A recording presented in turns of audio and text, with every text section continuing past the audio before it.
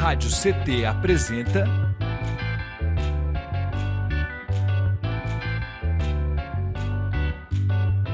CT na Cultura, com Meire de Origem. Um programa do Sindicato Nacional dos Servidores Públicos Federais da área de Ciência e Tecnologia do setor aeroespacial.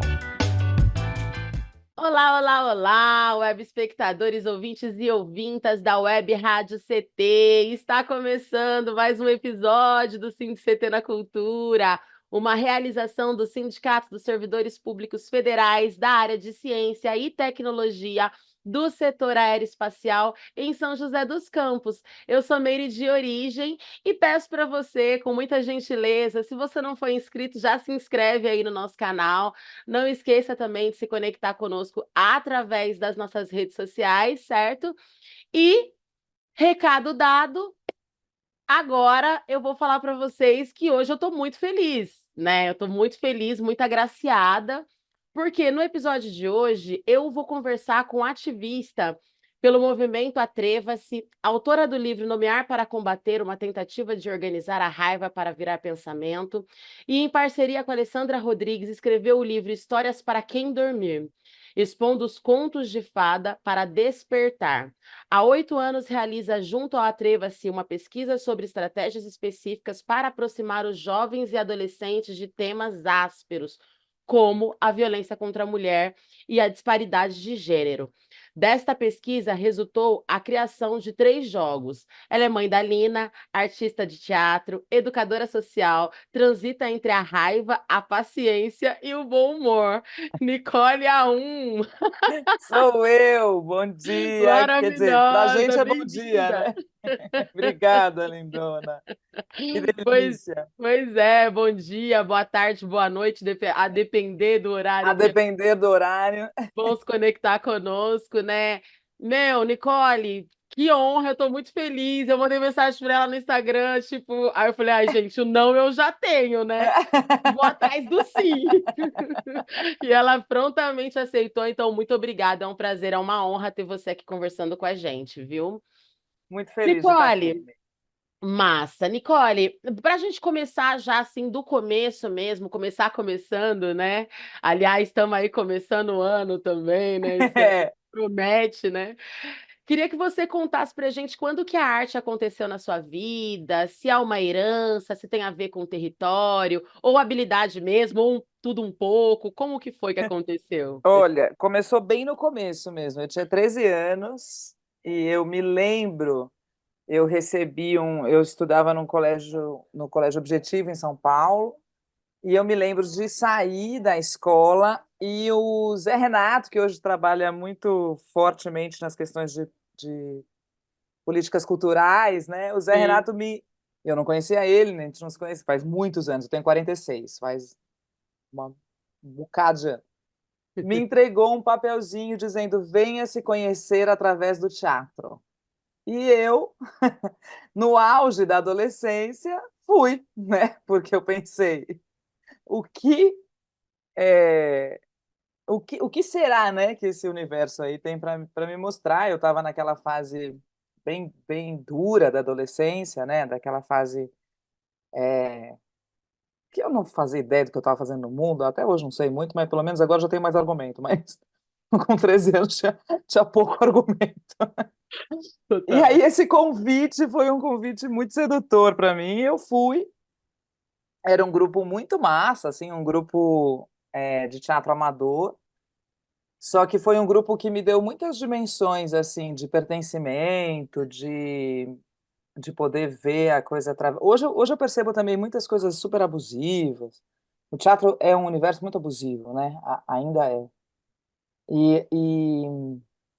Ao mesmo tempo que é fascinante, maravilhoso, também é extremamente abusivo. Então, comigo não foi diferente, foi extremamente fascinante, maravilhoso e também abusivo. E ainda eu tinha 13 anos, então as dimensões ainda muito cruas, assim, né. E eu fiquei 3 anos nesse grupo. Esse grupo era um grupo de 40 pessoas, 20, sei lá quantas pessoas, não me lembro direito, e a gente viajava, a gente ia para Bauru.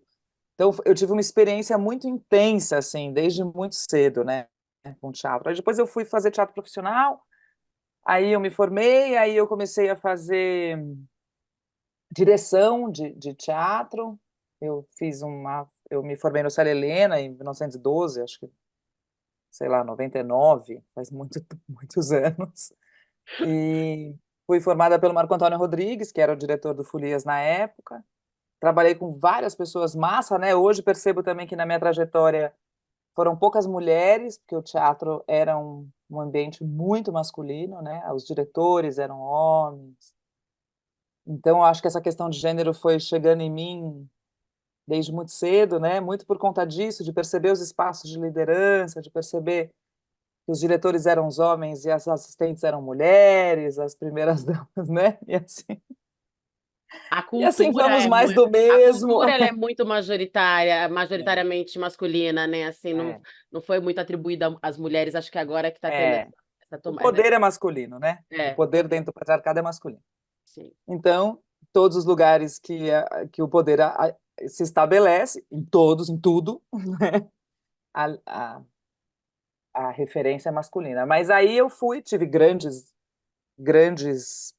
trabalhei com grandes nomes, né? Com grandes profissionais. Eu trabalhei com o Marco, trabalhei com o Maia, que foi um cara muito importante na minha formação, infelizmente falecido. Tive a honra de conhecer César Vieira, Plínio Marcos, Gianni Rato.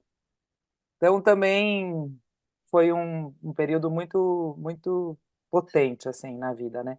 E aí eu fui fazendo teatro e o teatro era a ferramenta que me traduzia o mundo, assim, onde eu sentia que era possível eu inventar um mundo, talvez, mais possível, assim, né? Mais gostoso de estar. E aí eu sempre falava que o teatro era a minha grande ferramenta de luta no mundo, né? O Marco foi um cara que me apresentou o teatro como uma ferramenta potente de luta e eu entendi que aquilo que era maior que eu, né? Que o que eu fazia no teatro era maior que eu. E aí eu sempre falei, né, que se um dia eu encontrasse algo que fosse mais potente para a luta que o teatro, que provavelmente eu pararia de fazer teatro. Só que eu falava isso desacreditando que isso fosse possível na minha história, porque tudo para mim era teatro, tudo que eu sou, tudo que eu me formei, tudo que eu conheci, tudo que eu li, tudo que eu foi apresentado a mim porque eu faço teatro, né? Então, mesmo sem fazer teatro, eu continuo fazendo teatro. E aí, essa relação de poder, né, nas peças de teatro que eu fiz, eu sempre, hoje, né, olhando de longe, assim, eu percebo que as relações de poder sempre foi o que me interessou, né? Pensar como o poder se estabelece, como o poder cria-se naturalidade no poder, como o poder se manifesta e tudo mais. Então, tudo isso eu fui aprendendo no teatro, fui estudando, fui percebendo no teatro. Aí, menina, de repente caiu as questões feministas, né? O feminismo como uma ferramenta política. Aí eu parei de fazer teatro, porque não dá mais tempo, não consigo, É muita infelizmente. demanda, né? É muita coisa, imagino. Eu queria te É, perguntar isso exatamente, assim, esse seu posicionamento político, social, tanto como educadora, mas também quanto militante feminista, quando que foi esse despertar? Então foi nesse lugar mesmo de você ir foi no lugar da observação, dessa ciência mesmo, é. você ir vendo que faltavam Eu acho que mulheres, representatividade. o teatro ele me trouxe a dimensão de classe, né? Muito nítida, assim. Quando eu entendi as questões de classe, eu falei, uau! Eu lembro quando eu conheci o Brecht, eu tinha, sei lá, 15 anos, 16 anos, eu falei, nossa, meu Deus, tem um mundo de coisa acontecendo, né? Aí fui estudar o Vianinha, aí eu fui, enfim, né, fui estudando essa abertura de mundo, assim. Aí eu entendi que tudo era muito maior do que eu pensava, né? Do que cabia na minha vidinha de menina classe média, né? Então o teatro ele me abriu possibilidades, né? O teatro eu sempre fui péssima aluna, não fiz faculdade, parei de estudar cedo, sempre fui péssima aluna convencional, assim. Mas o Sim. teatro criou em mim uma obsessão na leitura. Eu sempre li muito porque eu precisava entender aquilo. Eu tinha uma coisa meio obcecada, assim, um pouco compulsiva, né? Hoje em dia eu sei que é compulsão, Nossa, Mas que que disciplinada. ótimo, né? Que compulsão maravilhosa, É assim, uma né? Uma compulsão compulsão pra boa, às vezes dá um leitura, pô. tilt, mas...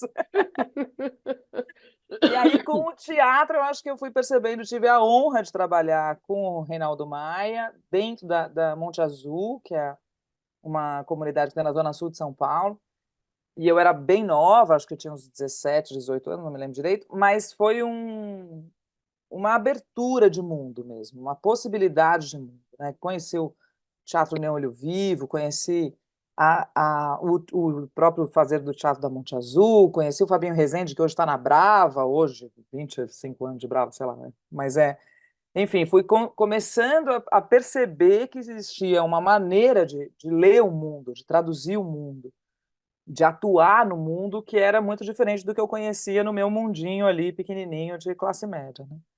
E aí, a questão, quando começou a aparecer a questão de gênero, eu entendi a questão de gênero como acho que todo mundo que começa a entender a questão de gênero como uma questão inerente, é assim, né? É assim porque tem uma característica masculina, porque tem um sei lá o quê, porque tem um sei lá o quê, e aí não é, né? É mentira, quando você começa a entender as perspectivas de mundo sob uma outra visão, que não é uma visão patriarcal, você fala, uau, tem um monte de mundo que eu nem sei qual é. Né? Tem um monte de mundo que eu não sei nem como chegar, que nunca ninguém me apresentou, que nunca... E a virada foi já ativista, né? Sempre fiz o teatro muito numa perspectiva do ativismo e tudo, mas eu já era adulta, já estava crescida, já adulta, faz, sei lá, uns 8, 10 anos, eu estava na sala da minha casa, eu tenho uma grande amiga que é a Maitê Freitas, e a Maitê chegou em casa, olhou meus livros assim e falou, caramba, só homem branco? Caraca. Eu fiz uou! Eu nunca tinha me dado conta. Eu não tinha me dado conta. Quem me fez eu me dar conta disso foi a Maitê Freitas. E eu fiz assim, ó, como quem diz, não, a minha biblioteca é super diversa, né? Porque eu tinha essa fantasia, porque como eu estudava muitas coisas, então, sei lá, eu ia fazer uma peça sobre ditadura militar. Aí tinha uma época que a minha bibliotequinha era dividida por peça de teatro. Então, eu fui estudar o circo, porque eu fui montar o Plínio Marcos, o Palácio do Palhaço. Então, tinha um monte de coisa de circo. Aí, fui estudar a ditadura militar. Aí, tinha um monte. Aí, fui estudar, sei lá o quê. Aí, tinha um monte. E aí, minha bibliotequinha era dividida meio assim. E eu achava que era super diversa, porque eram muitos assuntos, entendeu? A mesma pessoa que estudava circo, estudava ditadura militar, estudava o Sim. Antígone, grega, estudava sei lá o quê, sei lá o quê. E aí, quando ela falou isso, eu fiz, não, tem uma coisa muito errada acontecendo aqui. Coisa muito errada acontecendo aqui. E acho que essa foi a grande virada, assim, porque a minha maneira de consumir, né, e aprender é pela literatura, né? Eu leio muito, assim, leio e tento aplicar no cotidiano, né? A minha Sim. maneira é um pouco essa, assim. E aí eu fui vendo que eu dizia, caramba, como assim, né? Como assim? Como uma pessoa que lê tanto só lê uma coisa? Puxa vida, que doido, Foi né? um, foi um buraco. Interessante, né? A força aí das amizades, né? A É, necessidade também nesse lugar, é. né? Porque às vezes é tão óbvio, mas por ser tão óbvio não fica óbvio, né? Não tinha A gente visto. a gente não se dá conta. É. E fala pra gente, nesse processo todo, quando e em qual circunstância que nasce o movimento Atreva-se? O movimento Atreva-se nasce junto com a minha filha, Lina. A minha filha tem 8 anos, nasceu em 2015, um ano antes, né, de tudo acabar. É, no começo do fim. O começo do fim. E ela nasceu em março, e eu lembro, eu tive um puerpério bastante complexo, assim, foi um período bem intenso, assim, para mim, né? Eu já tive filha mais velha, mais velha segundo sabe Deus quem, mas enfim, eu tive filha com 37 anos, numa construção de vida que eu nunca imaginei que eu ia ter filha, né? Nunca tive esse desejo, nunca tive essa propensão, nunca tive, né? Tive relacionamentos muito profundos com mulheres, então era um projeto, né? Que se eu quisesse engravidar ou ter um filho era Sim. algo bastante complexo. E aí eu comecei a namorar o Jimmy, que é meu companheiro e pai da minha filha, e muito pouco tempo eu estava grávida e eu falei, vamos, então vamos. Eu lembro do dia que eu falei pro Jimmy, putz, eu tô grávida. É, ele, que legal e tal. Eu falei, e aí, o que a gente vai fazer, né? Será que a gente está preparado? Ele falou, mas precisa estar preparado para ter filho.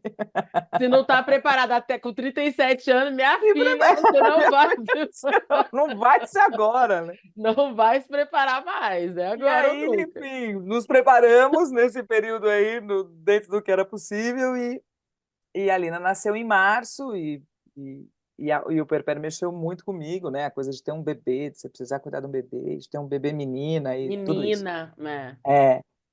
E aí, eu teve uma história de uma escola de princesas que foi criada em São Paulo, que era como é que chama isso? Uma filial de uma escola de princesas em Uberlândia, e aquilo causou um mal-estar geral, assim, que a gente falava, meu, o que é isso, né? Que tá acontecendo com o mundo, gente, que em 2015 a gente tem escola de princesa, o que é isso? E isso gerou um movimento muito pelo WhatsApp e tal, e aí os grupos começaram a se encontrar, e a gente foi se encontrar com o grupo de São Paulo, e aí a gente começou a pensar ações, eram pessoas que eu não conhecia, a gente não se conhecia, né? Ninguém se conhecia entre si. Aí a gente começou a pensar ações. A primeira ideia foi montar uma escola de antiprincesas, um pouco no que acontecia no Chile, mas o Chile tinha essa educação dentro das escolas, então era política pública, né? Então, dentro da grade escolar, você tinha lá uma coisa de vice-princesamento, uma coisa assim.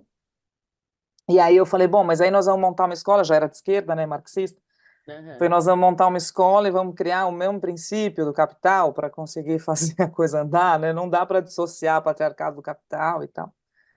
E aí eu vou me especializando em entregar tortas de climão, que é só isso que eu faço da vida, vou entregando, vou desfazendo os sonhos, né? Tipo aquilo, vai ser maravilhoso. Eu falo, putz, acho que não vai ser muito. Não. Eu acho que aqui temos um problema. E aí a gente começou a falar sobre isso, né? Sobre como é possível criar uma estrutura antipatriarcal que seja capitalista. É possível construir isso, né? Como é que a gente faz isso? Como é que a gente gera possibilidade de fricção usando a mesma lógica, né? Enfim, esse debate começou. Aí eu falei, acho que a gente precisa estar nos espaços públicos. Aí a gente foi para os espaços públicos com uma leitura. A Caterine Rino, que é uma menina super massa, que fez parte do Atreva-se no comecinho, ela tem um trabalho maravilhoso de mediação de leitura. E ela tem um grupo, e aí a gente começou a fazer esse trabalho de mediação de leitura nos parques, e a primeira vez foi um sucesso, e aí a gente, hoje eu entendo o sucesso, porque tinha uma mulher com a gente, que é a Samara Filippo, que é uma queridaça, e a Samara continuava famosa, né? E eu não Sim. sabia, completamente ali fora do mundo, né, que eu estava na questão gravidez, estava completamente fora do mundo, e foi um sucesso. E eu falei, gente, é isso, vamos fazer literatura nos parques, olha que maravilha. Acabou, tá fechado. Aí uma menina falou assim, não, mas a Samara não vai poder vir todo dia. Eu falei, não, tudo bem, a Samara não vem. Ela falou, não, Nicole, mas tinha público por causa da Samara, não por causa dos livros. Eu falei, entendi. Ai. Puxa, então vamos ter que pensar uma outra ação. E aí eu falei, bom, acho que a gente tem que estar aonde já tem gente, né? Onde a gente chega e não vai convidar, oi, vem, vamos derrubar o patriarcado, né? Porque ninguém quer falar disso, né? É um assunto muito difícil de ter. E aí a gente começou a ir para as escolas. Aí, para ir para as escolas, a gente falou, meu, o que que a gente vai fazer nas escolas? A gente vai dar palestra, né? Chatice, falei, eu não me lembro a última palestra que eu assisti e gostei, assim. Não É. lembro. Né? Aí eu falei, putz, acho que não vai dar para fazer palestra, o que que a gente vai fazer? Falei, vamos fazer um jogo. Eu venho do teatro, o jogo dá um... E aí a gente fez o primeiro jogo, que é o Nomear para Combater, e tivemos uma certa dificuldade de começar a entrar nas escolas, mas aí a gente entrou, e quando a gente entrou, a gente já era 2017, logo entrou o governo Bolsonaro, e aí aconteceu uma coisa diferente do que a gente achou que ia acontecer, porque a gente achou que a gente não ia ter mais acesso às escolas, e o que aconteceu foi o contrário, a gente teve muito acesso às escolas, porque as escolas que tinham alguma consciência política, né, mais progressista, entrou em pânico e começaram a chamar a gente para tentar trazer assuntos que eram assuntos muito, muito, muito delicados, principalmente nesse momento que estava essa coisa Político, louca de aham. ideologia de gênero, a Judith Butler sendo apedrejada, né, enfim, toda essa todo esse cenário, né, o Wagner Schwartz, meu grande amigo, sendo ameaçado de morte, a Renata Carvalho, tava aquele período muito gritante, assim, né? E a gente indo para as escolas, vamos conversar. Então, era muito, muito dúbio, assim, né? Muito louco esse momento. Um momento muito potente para a gente, como grupo, e muito esvaziado de sentido, né? Como coletivo, né? Então, e aí a gente foi indo para as escolas, aí a gente começou a ficar conhecido nas escolas, uma escola chamava um professor de uma escola dava aula em outra escola, e a gente foi indo, a gente foi fazendo financiamento coletivo, né, o que sustentou a gente, sustenta ainda a gente até hoje, é o financiamento coletivo. E aí foi isso, aí a gente foi fazendo esse primeiro jogo, aí veio pandemia, aí a gente não podia ir para as escolas, aí deu aquele pânico e escrevi o primeiro livro, que é a Tainã Bispo, que é a da Ah, Clara você Boia. escreveu então na pandemia? Na pandemia, ele foi lançado 21. Eu escrevi Uhum, 20 e ele foi lançado 21. sim. E aí, na pandemia, a Tainã, que é da Claraboia, a Claraboia editora que editou a gente, ela estava no Atreva-se também esse período, e ela falou assim para mim, Nicole, eu estou saindo do Atreva-se porque eu não tenho condição de ficar, enfim, por todos os trabalhos que eu tenho que fazer, mas eu queria fazer uma última ação, assim, e tal. E aí, beleza, eu falei, tá, acho que a gente precisava pensar algum jeito de registrar o que a gente vem produzindo de pensamento, né? Essa produção de pensamento precisa estar em algum lugar. Não sei se a gente faz um canal no YouTube, comecei a pensar nisso, ela falou assim, olha, tem uma coisa bem antiga que chama livro. Total. Funciona! Eu falei, você tá brincando, mas eu nunca tinha passado pela minha cabeça escrever um livro. E aí a gente fez um curso, né, uma espécie de curso sobre o Nomear para Combater, sobre as coisas que a gente vinha debatendo, pensando. A gente trouxe vários podcasts que eu tinha gravado com outras pessoas que tinham convidado para saber sobre o Atreva-se, palestra que eu dei, tarararará, e aí a gente fez um compilado e virou o primeiro livro, que é o Nomear para Combater. E aí, desse jogo que saiu o segundo jogo, que é o das princesas. Que demais. Quero falar um pouco mais do livro, mas antes eu quero dar um recadinho para vocês que estão aí do outro lado da telinha, né, que estão nos acompanhando aqui, lembrar vocês, né, que vocês nos acompanham tanto pelo Spotify e aqui pelo nosso canal do YouTube Rádio CT. Se você não for inscrito, já se inscreve aí e deixa o seu like, que é para engajar esse vídeo, para o YouTube entender que o conteúdo é maneiraço e distribuir ele para mais pessoas, né? Até porque a gente sempre traz programas aqui, o programa, né, ele tem esse viés de pautas culturais, né, mas também políticas sociais, né, movimentos populares, enfim. Então, é importante que a gente possa fazer essa manutenção do programa e também fazer com que as mensagens, com que os diálogos cheguem em mais pessoas.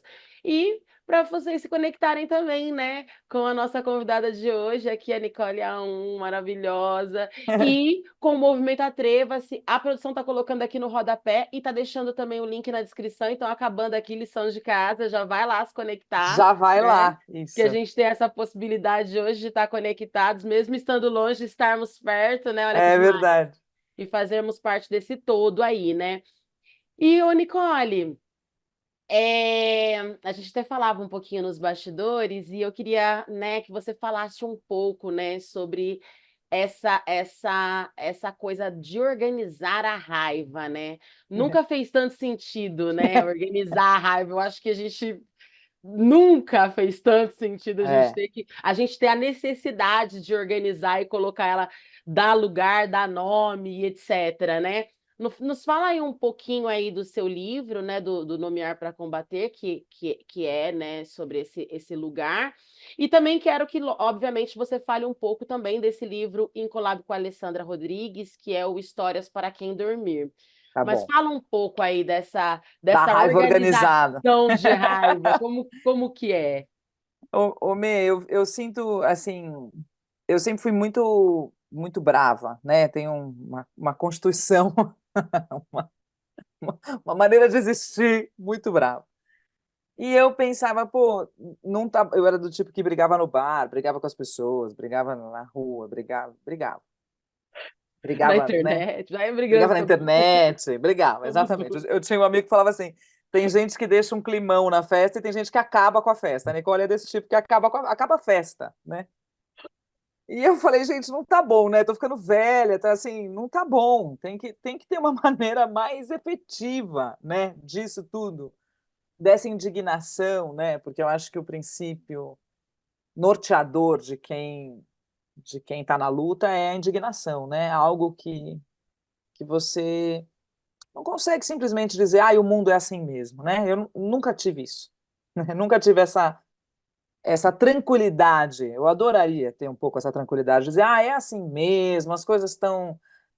Tá uma merda, né? Como Esse é assim. você disse nos bastidores também, né? Só tá bem de verdade quem não tá Quem não informado, está né? Tipo, informado, exatamente. Então, como é que a gente se informa, né? A partir do momento que você se informa, e a partir do momento que você é apresentado para a vida, por uma perspectiva, eu, no meu caso, uma mulher cheia de privilégios, sou branca, classe média, cisgênera, tenho, né, uma série de coisas que me fazem ter um trânsito social muito tranquilo, eu poderia estar tranquila, né, entre milhões de aspas, mas quando o mundo é apresentado para você de uma outra perspectiva, de para quem o mundo não está tranquilo, ou você é um canalha, ou você não dorme.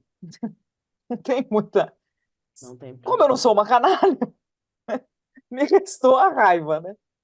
E aí eu ia entendendo isso assim, que eu tinha uma coisa muito combativa, tenho ainda, né? Sou muito combativa, tenho uma coisa de tentar tentar mostrar a qualquer custo de que é possível construir um outro mundo. Mas isso gerava um desgaste nas minhas relações também, né? Não só em mim, mas também nas minhas relações, né? E eu falei, e não é efetivo, não funciona, né? Para mim, na minha história. Brigar no bar não funciona. Eu encho a cara, brigo, mando a merda, blá, blá, blá, blá, e no dia seguinte tudo continua como tá, né? Então, e eu falei, cara, eu preciso participar. E eu acho, esses dias, ano passado eu fui chamada para falar sobre ativismo numa escola, né? E por que que a gente faz ativismo, por que que é bom para o outro e tal. E eu falei, olha, eu acho que todo mundo que está na luta, ou de onde eu vejo, né, eu estou na luta, porque a luta faz bem para mim, primeiramente, assim, né? E aí, por consequência, eu acabo acionando, chegando em algumas pessoas, né, e ajudando a construir uma possibilidade de vida mais conectada, mais justa, sei lá, se é possível a gente chamar assim. Mas primeiro é porque aquilo faz bem para mim. Então, estar na luta foi a maneira que eu consegui organizar minha raiva. Porque eu dizia, cara, eu tenho que chegar, as pessoas têm que entender o que eu estou dizendo. Isso aqui que eu estou dizendo não é uma coisa que eu sei porque eu sou sábia. Isso aqui que eu estou dizendo, todo mundo sabe, mas ninguém está dizendo. A E única por diferença é que que eu. ninguém tá Por dizendo, que né? ninguém está dizendo? Por quê? Né? Por que que nós não estamos falando sobre isso? Por que que nós não estamos falando sobre uma mulher ser estuprada a cada 12 minutos no Brasil? 5 mulheres serem assassinadas por dia.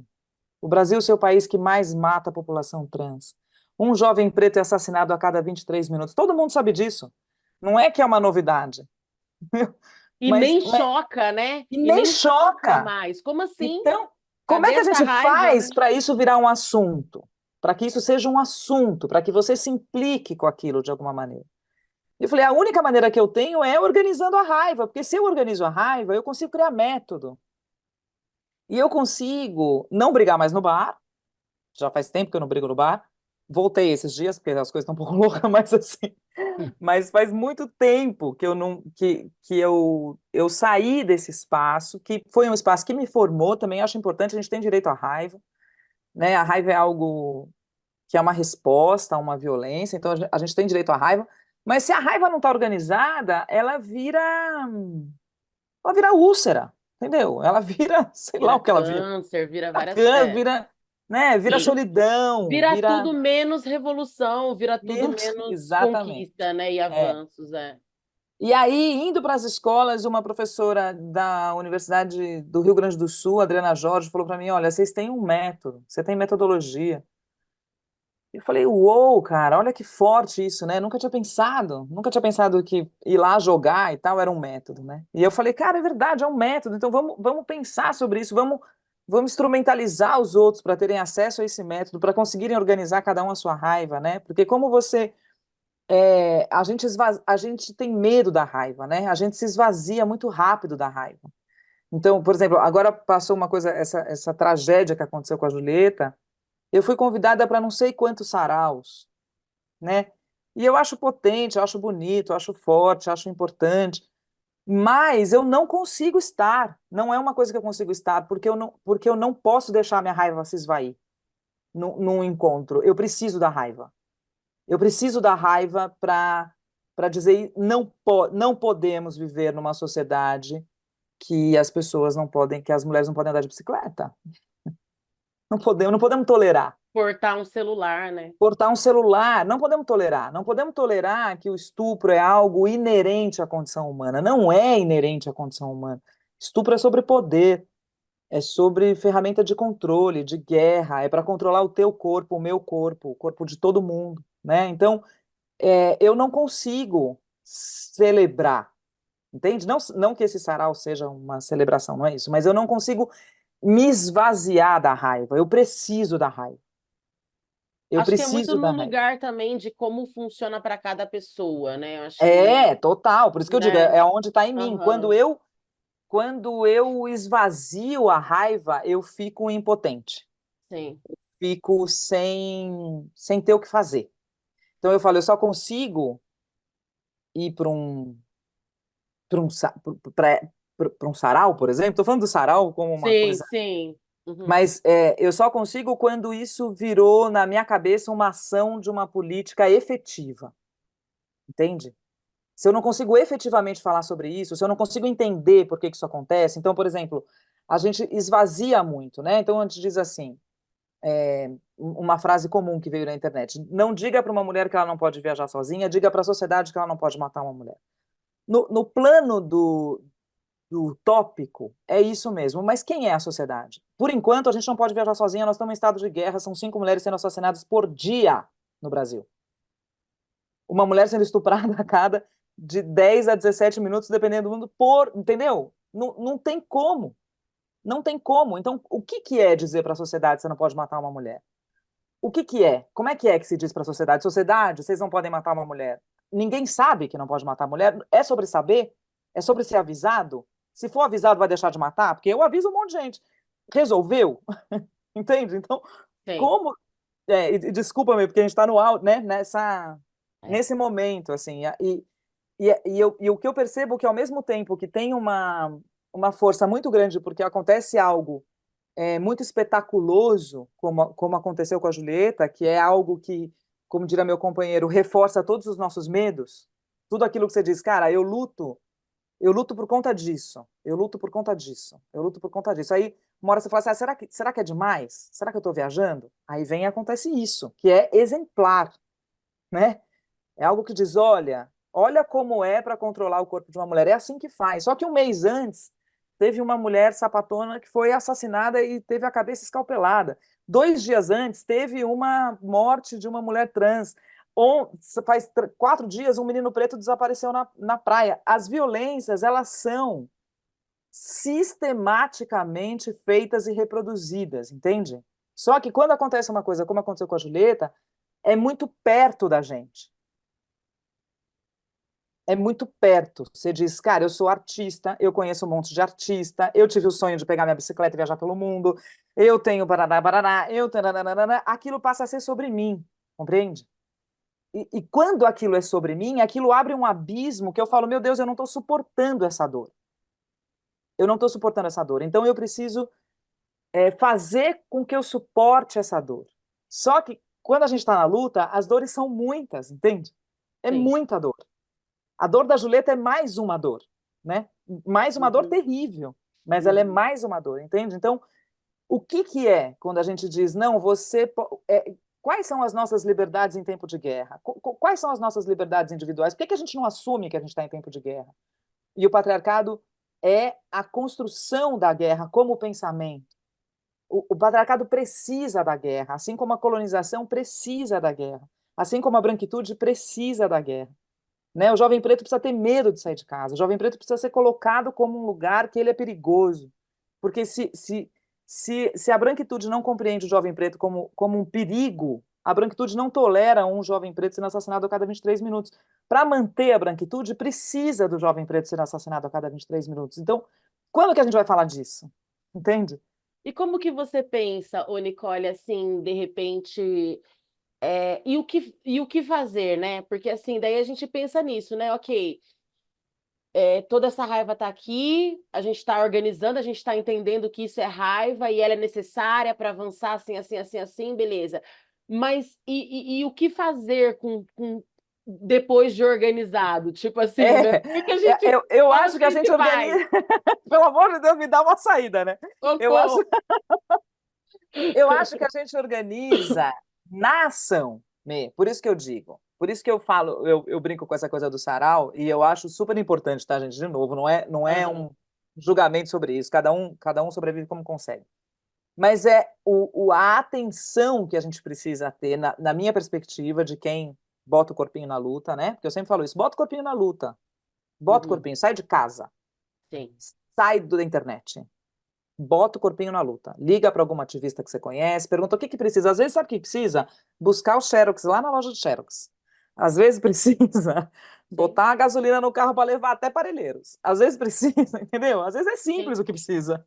É. Às vezes precisa pagar um site lá que fudeu, que acabou, chegou o site, o cartão. Às vezes é simples o que precisa. Quando você vai se imbuindo da ação da luta, né? A luta sendo algo cotidiano na sua história, você vai organizando e vai criando modos de organizar aquilo que você está vivendo e como aquilo vai sendo construído. Eu sempre falo do GT de mulheres, né? Eu tive um período longo no GT, porque a gente fez uma formação de alguns meses lá, não lembro quanto tempo, mas uma formação, um debate, um pensamento junto, né? E o fato de você conseguir encontrar mulheres que vão ler mulheres, que vão debater sobre mulheres, faz com que essa ação gere ações, microações em cada uma dessas mulheres, né? O GT de mulheres ele é muito forte, mesmo para quem está dentro, parece que ele é frágil, sabe? Porque Sim. normalmente é assim, né? Quando você está na luta, você fala, ai, mas gente, Sim. pelo amor de Deus, isso aqui não vai dar. E vai dar, né? Porque isso é uma produção. O que chega de gente em mim por conta do GT, eu falo, caramba, Sim. olha o que está Eu, sendo né? Eu cheguei você. por conta do Exato. GT. Aham. E assim, Aliás, você mandar um beijo para a mulherada do um GT beijo para a aqui, mulherada do Mulheres da GT. Cultura, Como certeza. chega em mim, chega em outras pessoas, porque vai produzindo, né? Eu só consigo falar do meu WhatsApp, né? Mas tem um monte de gente aí com. Então, como essas ações, esse estar, né? Esse você se colocar na luta mesmo, você não deixar que a sua indignação morra em você, sabe? Ou que você se esvazie daquilo para que você continue vivendo, porque é muito difícil. É muito difícil você viver com a consciência. É muito Sim. difícil. Foi muito importante você falar isso, trazer essa fala, porque eu sempre, eu particularmente, né, e eu tenho certeza que mulheres que de repente estão nos assistindo pode, né, de repente partilhar do mesmo sentimento. Por muitas vezes eu me pego pensando assim, ah, mas vou lá, e aí, o depois, né, vai ser só isso e tal. e às vezes também por conta das demandas, não vou conseguir ir, não estou bem emocionalmente nesse momento, aí vou lá, vou me fragilizar ainda mais. Até que ponto isso é benéfico para o meu corpo de luta estar fortalecido para as ações práticas que eu preciso no dia a dia? E isso é adoecedor, porque daí você fica, poxa, você fica nesse Exato. lugar, não vou, Isso. não tô fazendo algo errado, não tô lá, É, isso, né? Então, isso. eu achei muito E é interessante essa sua fala. adoecedor também, porque, por exemplo, o que que eu faço? Aí cada um tem a sua saída individual, né? O que que eu Sim, faço? Eu não abro espaço dentro das ações do Atreva-se para questões individuais e pessoais. Isso foi um aprendizado, assim, ó, a duras penas. Por quê? Por vários motivos. Primeiro, porque eu não dou conta. Não tenho. O primeiro é isso, eu sucumbo. sim. Se eu precisar lidar com X número de mulheres que sofreram violência no meu dia, eu não dou conta. Eu não consigo. Eu, Nicole, falo, para mim não dá.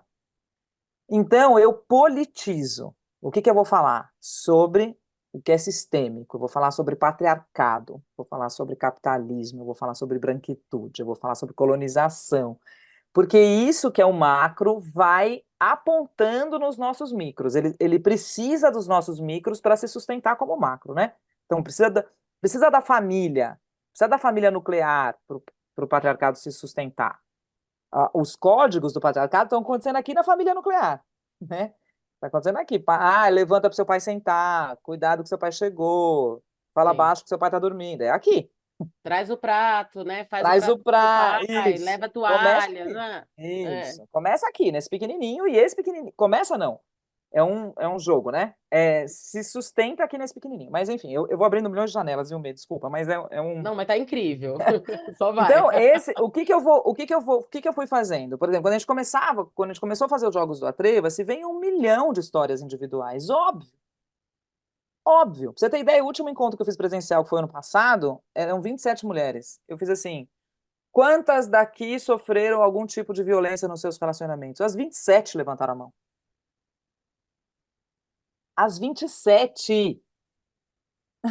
27 É. de 27. Falei, Não mano, me surpre... não me surpreende, porque entendeu? é sobre. É. Meu, é isso. Então temos algo que não é sobre a Meire, não é sobre o dedo podre. Não é Uhum. temos algo que é algo inerente à condição de ser, performar mulher no mundo. Então a gente precisa entender o que que é. Eu preciso entender o que é isso, né? Então a gente vai. O que que começou a acontecer? Lá atrás, quando a gente começou a fazer o jogo do Atreva, você teve uma menina que foi o Nomear para Combater, é uma menina que descobriu ali, percebeu ali, ela tinha uns 16 anos, era um EJA, que ela tinha sido violentada pelo avô. Eu já contei essa história muitas vezes. Quem já me ouviu vai. E eu entrei em parafuso. Eu não tinha ferramenta para lidar com ela. Ela não Eu, sabia, ela ela descobriu não sabia, durante o ela se deu jogo. conta. Cara, Ela se deu conta que ela tinha sido violentada pelo avô, que aquilo que o avô fazia era violência sexual. Ela se deu conta. E essa menina, obviamente, entrou em parafuso e, enfim, tudo, né? Parou de ir na escola, teve um puta auê, eu fui na coordenadora pedagógica da escola, que é a Laura Simbalista, que hoje é minha amiga. Falei, Laura, eu preciso parar. Porque como é que eu vou fazer isso? Olha o gatilho que eu soltei na menina. A Laura, muito corajosamente, falou para mim, não, quem tem que parar é ele. Se você para, ele continua. Aquilo me deu um me negócio, arrepiei. não é? Uhum. Por quê? Porque a gente. O que que o patriarcado faz, Ney? E essa lógica de poder faz?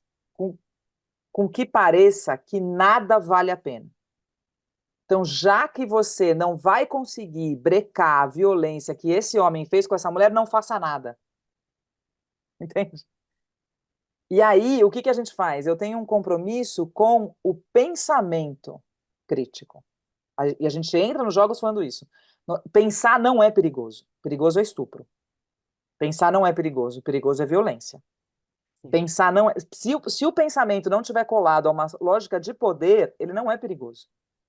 Perigoso é o pensamento que controla.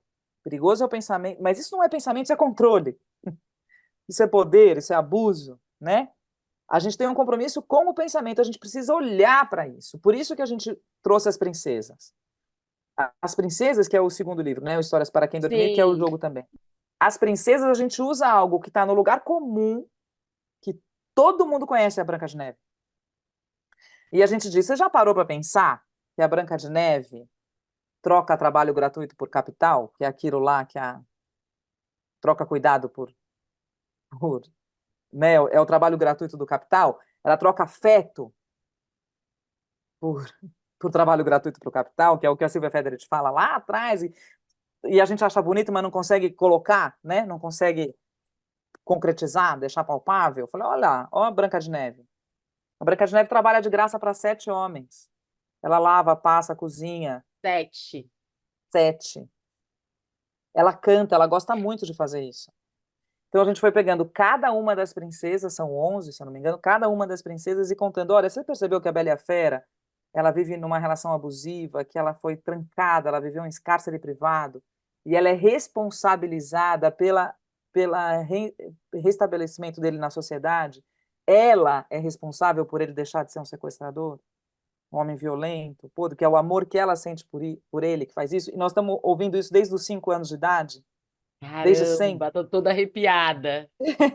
Sério. Porque Então, não é aquilo que a gente falou antes, óbvio demais para ser óbvio, né? Eles óbvio fazem demais para ser visto. essa cortina Exato. de fumaça, né? Pra gente, É né? isso. Por isso que eu digo, quando a gente vai transformar, né, eu ainda falo para as meninas que me chamaram para um sarau, eu falei, vamos fazer uma peça de teatro. Vamos nos debruçar sobre isso. Vamos pensar sobre isso. Vamos atuar sobre isso. Não vamos deixar isso esvair só para eu dar conta, entende? Individualmente, Sim. porque não é sobre mim. Mais uma mulher foi assassinada. Mais uma de muitas mulheres, porque a gente vive em situação de violência, de guerra, a gente vive números de guerra. Entende? Então, não estou diminuindo a morte da Julieta, muito pelo contrário, estou dizendo, olha o que a morte da Julieta nos conta. Né? Por que que um pouco antes aconteceu um assassinato e brutal, a mulher foi escalpelada no mesmo estado, e a gente não se identifica, porque tem algo nela, que ela é sapatona, tem algo na outra, que ela é, entende? Às vezes Ah, nem chega pra gente quantas nem chega, a mulheres, gente não Marias, sabe. Joanas e etc., Isso. estão sendo assassinadas ou estão sofrendo violências nesse exato momento e não E a vai gente não chegar. sabe. É. A Julieta se aproxima porque passa a ser sobre nós. Uhum. Porque eu vejo que eu poderia, que aquela amiga minha poderia, que aquela pessoa que eu amo muito poderia, está muito perto, se aproxima muito, né?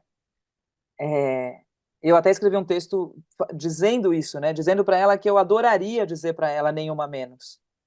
Eu adoraria dizer para ela a justiça vai ser feita, mas enquanto a gente não derrubar o patriarcado capitalista, não tem justiça para ser feita, não existe. Porque o que vai acontecer? Esse casal vai ser preso, mas o patriarcado continua solto. O patriarcado continua regendo, o patriarcado continua controlando, o patriarcado continua nomeando, o patriarcado continua dizendo aonde você pode ir, aonde você não pode ir. E essa estrutura do patriarcado, ela está em todos os lugares, inclusive nas princesas da Disney. Então, como que a gente vai negociando isso, sabe, internamente, né? Como é que eu faço para honrar a vida da Julieta? Eu só consigo honrar a vida da Julieta com muita raiva organizada. Eu preciso de muita raiva. Porque se eu não sentir raiva, eu vou tomar um porre e eu vou brigar no bar e acabou. E acabou. Se eu não organizar minha raiva, entende? Se minha raiva não estiver organizada, é mais uma morte que eu vou engolir. E eu não E vou engolir. adoecer e de repente morrer junto, né? Porque É isso. né, quando morre uma, morre parte de Morre nós, todo né? E a mundo. gente morre todo mundo. É isso. E é isso, cara, que incrível. E como que a gente faz para ter acesso aos livros e os jogos? Como que é feito, assim, de repente, para uma escola, um sindicato, né? Enfim, Isso. uma organização quiser essa aplicação dos jogos, como que A gente está em acontece? 2 momentos. Um momento chama a gente vai e joga, a gente organiza um valor e tudo mais e vai e joga, que é massa. porque a gente tem uma experiência ali que é, né, são muitos anos Sim, jogando, então tem um sim. samba ali que é bom. Mas a gente está muito empenhado em fazer formação. A gente já fez uma formação que a gente formou 25 pessoas para estar no jogo.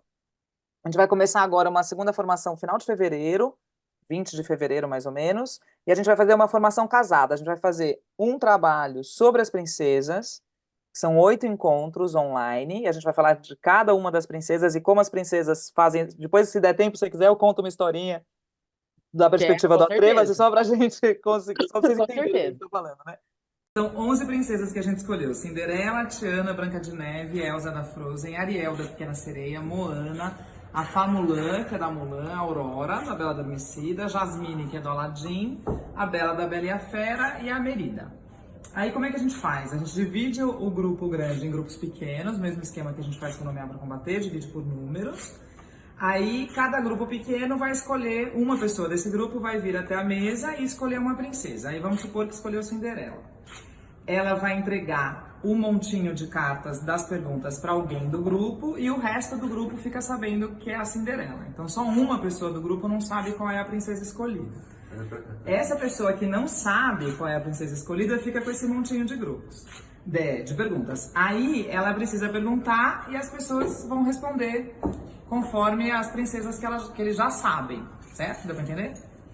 Aí, o que vai fazer? Por exemplo, as personagens foram felizes para sempre em relação a Cinderela. Aí o grupo vai perguntar, vai responder, sim, foram. A mãe da princesa tá viva? O pai é um cara legal, tá morto ou é um omisso? Qual o motivo principal do evento social do conto? O motivo é justo? Teve casamento? O príncipe amava?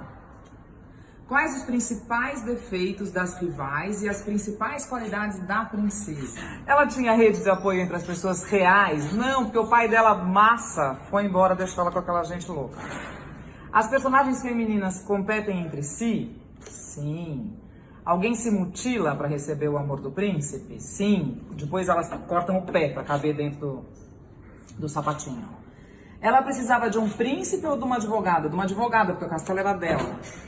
Quem a perseguia? Por quê? Se você ouvisse a história dela como se fosse uma história real de uma amiga, por exemplo, como você agiria? E aí, as personagens foram felizes para sempre? E aí, eles infartam, basicamente. Então, a gente vai fazer um dia da semana sobre as princesas e o segundo dia da semana sobre a capacitação dos 3 jogos. Então, a gente tem Nomear para Combater, que é um jogo que fala de histórias do cotidiano. Então, são histórias que você constrói ali junto com eles, a partir de cartas. Tem o segundo jogo, que é o Histórias para Quem Dormir, que é tipo aquele Quem Sou Eu, que a gente vai fazendo uma série de perguntas e você precisa adivinhar qual é a princesa. E tem um terceiro. E essas perguntas são antipatriarcais, né? Então a gente fala assim: Sim. ela viveu em cárcere, por exemplo, o príncipe a amava? Ah, sim. Quais as demonstrações de amor do príncipe em relação a ela? Tela azul. Ela viveu em cárcere privado? Viveu. Foi o príncipe quem aprendeu? Foi. Ai, que amor de príncipe. Então, Não, pelo amor de Deus, não quero esse príncipe nunca. e aí tem um terceiro Aborta esse jogo, príncipe. aborda esse príncipe. Tem um terceiro jogo que chama Qual é o Seu Signo, que é uma jornada sobre os signos de poder, porque quando a gente chegou em tudo isso, a gente chegou em 6 signos. O que a gente foi entendendo? Que o patriarcado capitalista branco precisa de um corpo para manifestar poder, porque o poder é algo subjetivo. Então precisa de um corpo para manifestar esse poder. Qual é o corpo que manifesta esse poder? Ele tem principalmente 6 signos: homem, branco, cis, hétero, se não rico, influente, considerado capaz. O cara que tem esses 6 signos no corpo, ele entra onde ele quiser, ele fala a bobagem que ele quiser, ele faz o que ele quiser. Basicamente, ele estupra uma menina e o melhor amigo dele manda para ele 800 mil. Para diminuir a pena. Ele pode tudo. Quanto mais perto desses 6 signos de poder o seu corpo tiver, mais trânsito social você tem, independente da sua índole. Tanto faz, a sua índole, o seu caráter, a sua formação, o seu sofrimento na infância, tanto faz. Quanto mais perto desses 6 signos você tiver, mais trânsito social você tem. Então, a gente criou um jogo para revelar esses signos de poder, que chama Qual é Seu Signo. Enfim, então é só entrar em contato com a gente e também a gente faz essa formação e os livros a gente vende lá no Atreva-se, tem os links para comprar os 2 livros. Daqui a pouco a gente vai começar a vender direto pela página. Muito bom. Ufa, eu não vou, né? A gente vai deixar os links aqui também do Atrevos, né, da Nicole e tudo mais, e aí tudo aqui na descrição. Então, acabando aqui, é só vocês correrem para lá e migrar, porque inclusive eu, porque assim, né, é sobre isso. Ô, É Nicole, estamos sobre isso. caminhando para o final, mas eu queria só que você falasse um pouquinho para gente sobre esse momento atual, né? A gente já falou, já fez uma análise, né?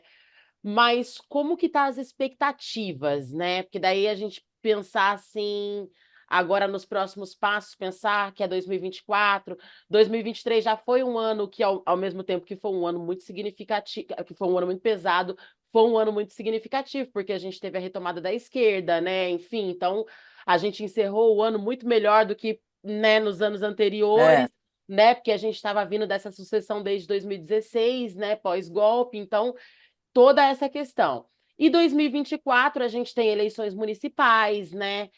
A gente tem muito trabalho pela frente, a gente tem muita raiva para administrar Para aí, para organizar. organizar. É. Então, assim, e aí, como é que tá as suas expectativas enquanto Nicole, enquanto Atreva-se, né? Enfim, como que você vê o momento atual? Ai, deusas. Eu.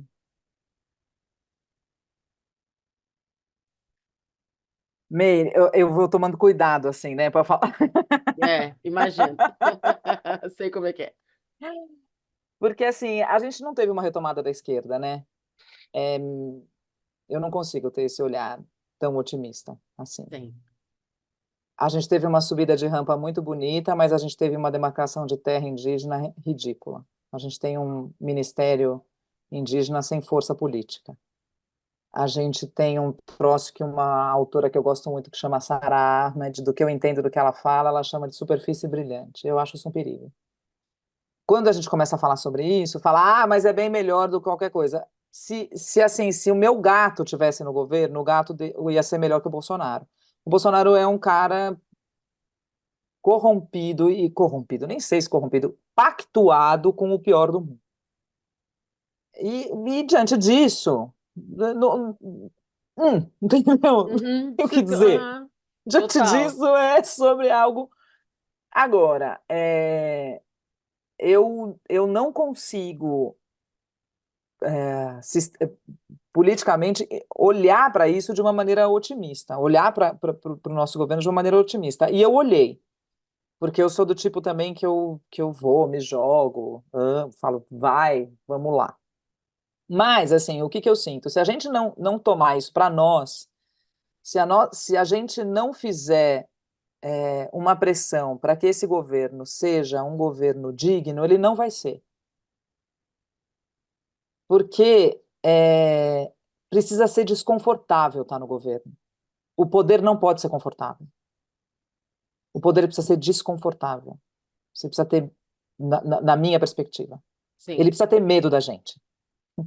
Ele precisa ter medo da sociedade civil organizada. Ele precisa ter medo de a gente dizer, não, agora vai parar tudo, porque enquanto não demarcar a terra indígena, a gente não faz nada. Só que a gente continua.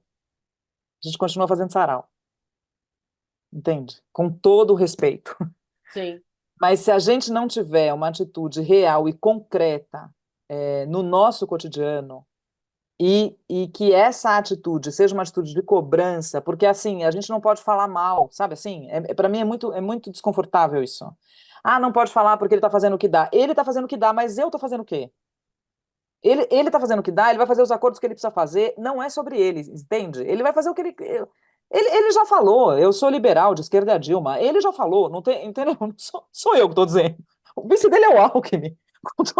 Sou eu que estou dizendo, é a história que está dizendo. Que a gente teve que engolir aí. Essa raiva eu ainda não consegui organizar, mas enfim. Entendeu? E tudo bem, ele foi o melhor presidente do Brasil, provavelmente ele vai ser o melhor presidente do Brasil, vai ser, basta. Para mim, não. Uma mulher continua sendo assassinada 5 mulheres por dia, uma mulher continua sendo estuprada a cada 17 minutos, um jovem preto continua sendo assassinado a cada 23, tá uma merda. E Entende? continuamos sendo o país que mais mata Continua mulheres sendo o trans, país que né? mais E mata. trans, E enfim. ativistas, ativistas políticos. É o país que mais mata. É perigoso ser o que a gente é no Brasil. Então, assim, se eu tô confortável, eu tô zero confortável, Mene. Se eu tô confiante, eu tô zero confiante. Se eu tô feliz que a Marta vai ser vice do Boulos, estou muito feliz e tomara que a gente consiga colocar o Boulos e a Marta em São Paulo. A Marta Tomara. foi a pessoa que traiu a Dilma no impeachment. Entendeu? Não tem Virgem na Zona. Nós estamos. É assim. Então, eu não me ocupo disso. Eu me ocupo como pensamento crítico. Mas eu não acho que nós estamos resolvidos.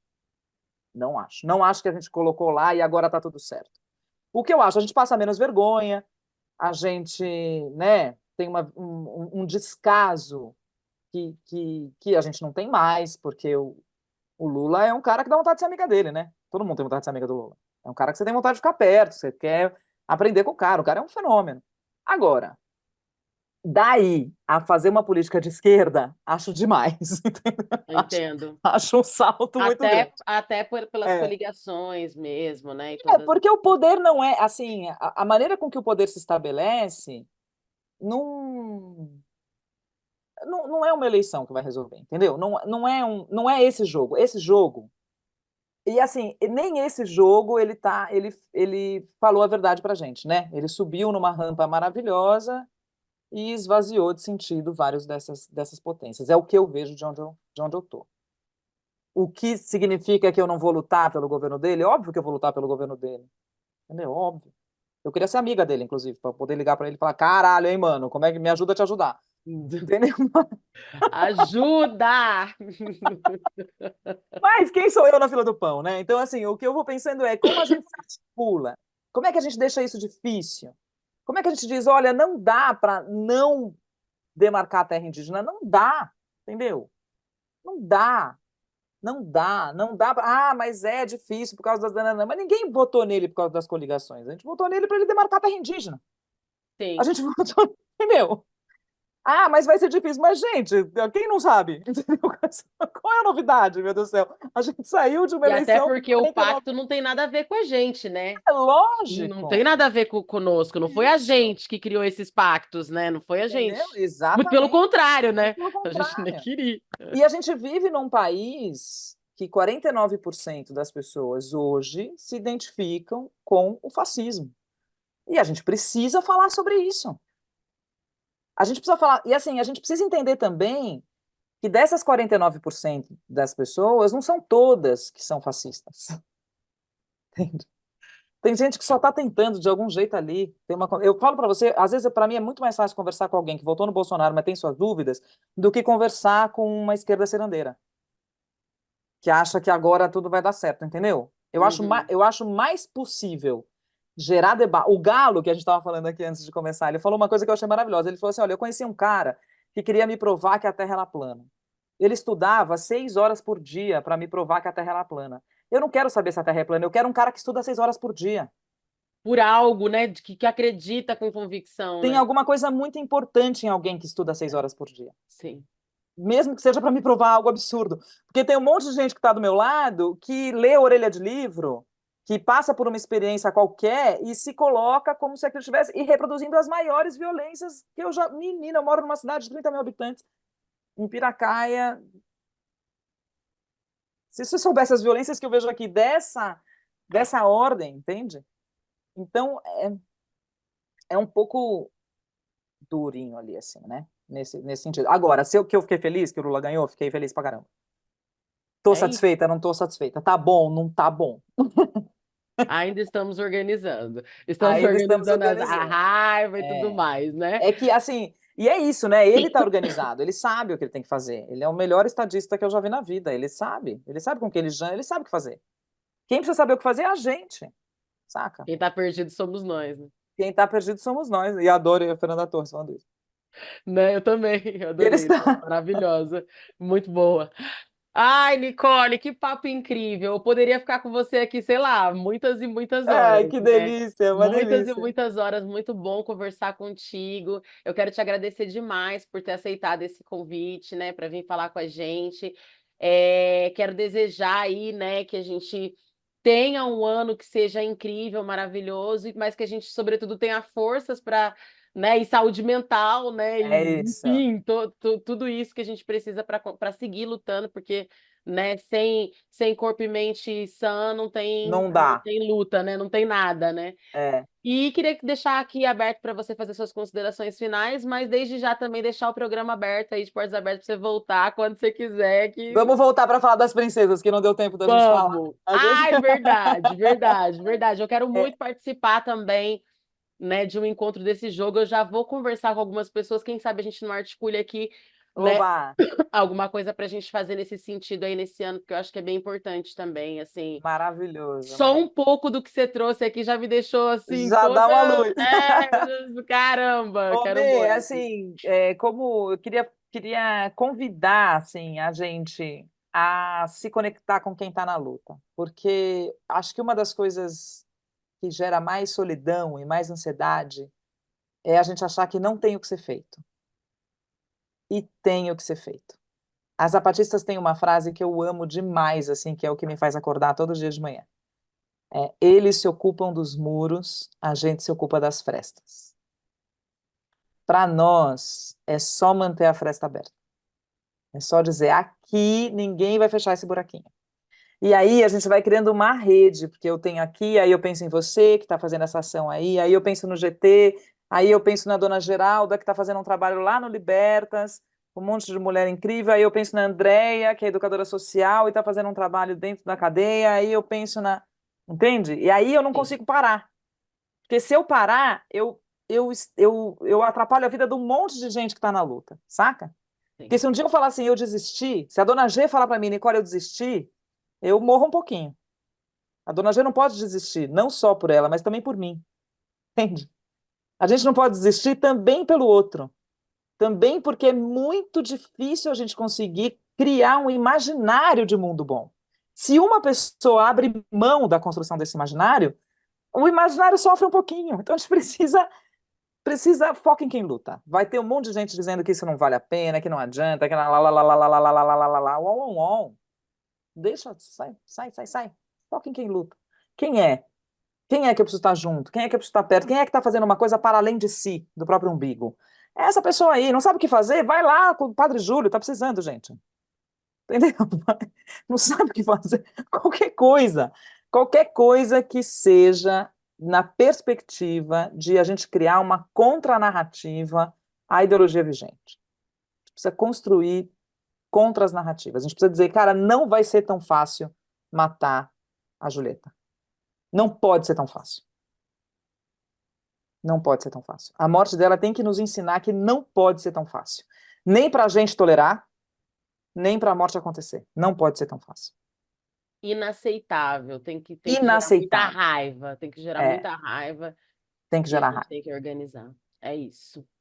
Muito Escândalo. obrigada, demais. Quero agradecer também vocês que estão do outro lado da telinha, que nos emprestaram seu tempo e seus ouvidos. Esse aqui foi mais um episódio do SINDCT na Cultura, uma realização do Sindicato de Servidores Públicos Federais, da área de Ciência e Tecnologia do Setor Aeroespacial em São José dos Campos. Continua nos acompanhando aqui pelo nosso canal do YouTube, nos acompanhe também nas nossas redes sociais e acompanhe as redes sociais dessa maravilhosa Nicole, uma maravilhosa rainha, e também do Movimento Atreva-se, entre outros, porque daí a gente vai se conectando e a gente Isso, vai vai achando vendo que é um uma monte de rede, coisa. né? É uma rede, você vai se Exatamente. conectando. Então é isso, gente. Vejo vocês no próximo episódio. Um beijo grande, espero te ver em breve, Nicole. Só força para nós, né? Muito axé, muita luta. Axé. Tamo juntas. Um beijo, turma.